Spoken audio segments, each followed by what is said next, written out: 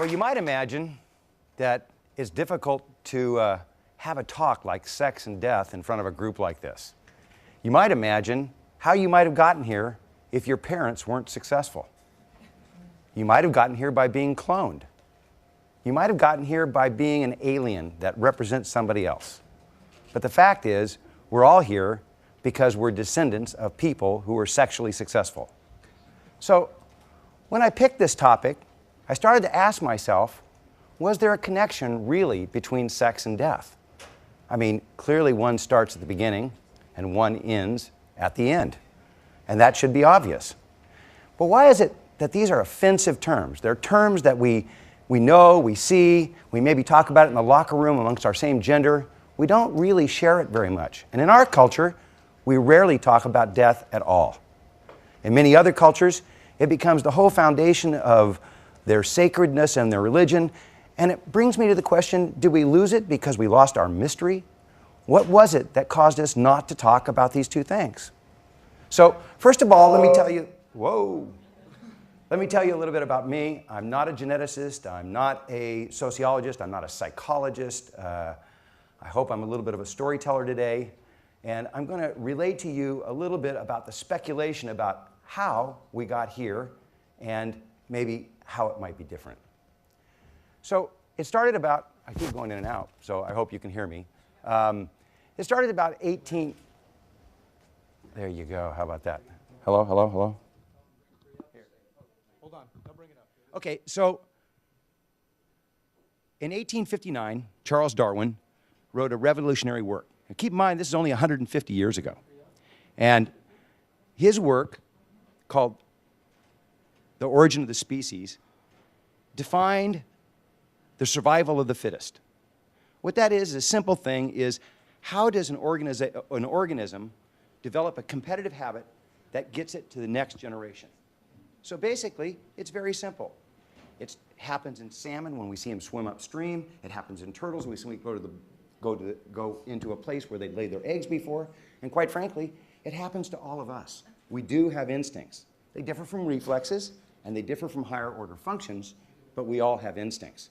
To deny our instincts is to fool ourselves and to frustrate ourselves about some of the things that we feel. So this is what Charles Darwin called natural selection. Natural selection, he went on to call it natural selection, but he further defined that in a book he wrote later called The Descent of Man, when he talked about it in terms of sexual selection. So sexual selection is the process by which you pick your mate, the people that you will have sex with. Now, everybody knows that's a highly cerebral process. Let me take that away from you. Speak. Is this working? Larry, yeah. Speaking here. Hello, hello. We're going to use the handheld and keep it right to your mouth. See, that's really trouble because I got left hand, I got right hand. You know, it's pretty tough. They're asking me if I'm ambidextrous at the same time. You know, can I push a button and talk at the same time? That's part of my natural instinct, I want you to know. You know? So Darwin came along with this idea, and his book, when it was published, it sold out, but it was met with great skepticism. Most of the scientists at the time thought he was absolutely nuts. He had this idea that the microphone doesn't work when you hold it to your mouth. So Darwin was one of many. And he wasn't the first, he certainly wasn't the last, but he had this idea about natural selection. And with it, Darwin changed forever our view of what evolution is. So the two factors that make it for us to make it to the next generation are very simple. Do we reproduce? We all know that when we pick a mate, it's a very cerebral process. It's difficult for us to do that. We have a lot of considerations involved in the process. What is it? What are the things that make that magic? And the answer is, part of it is instinct, and part of it is other aspects of the brain. We may, in fact, store different information in different parts of our brain. We may store in one part of our brain romantic love. We may store lust in another area entirely. In another area, we may store a thing called attachment. And when we have sex, this wonderful thing called orgasm happens, and we give a lot of dopamine to ourselves, and that creates attachment in the human condition. It's a marvelous thing. So let's talk about history at a different level. Let's look at evolution. And I might say to you that in doing this process and in looking at both sex and death, I started to ask myself, what was the thing that extended across all of sex and death? And the answer is time. And when I was working, one of the things that I found out is that people do best the things they like to do most. One of the things they like to do most is have sex. And so let's look at the life of early man. Now, it started something about 3 million years ago. So I'm going to take you back down to about 300 years ago and let you realize that we were dominated at this point by a thing called the limbic brain. The limbic brain was a very simple part of the human condition, and it drove really sexual aggression. It drove the early ideas about what you should do: flee, fight, feel. I can get to the other ones, but it's like, I guess fuck is in there. So, we had early tools that we were using. We were using needles to do layered clothing. But two things happened, and I want to call your attention now to this area between 40 and 50,000 years ago, and dramatic things happened. One of the things that happened is we developed the concept of time. And it was called the creative awakening because time became this very significant thing. Women cycle with the moon. And the moon is they have menses, they bleed, they need iron. And the biggest form of iron is meat. So they convinced men to get meat so they wouldn't have anemic children. And the thing that they forced men to learn was language. But the thing that they learned was the first word, which was no. They still know it.